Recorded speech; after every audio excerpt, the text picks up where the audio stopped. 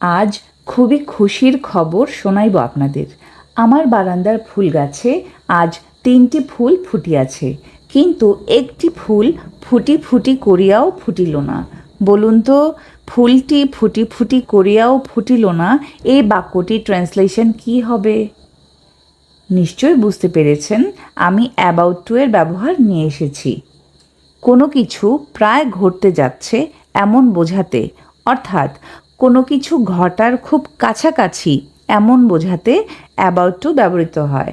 যেমন ট্রেনটি ছাড়তে যাচ্ছে, the train is about to depart.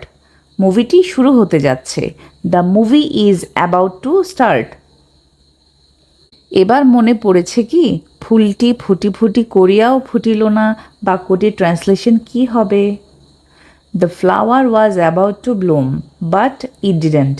অথবা the flower was about to bloom, but it didn't bloom.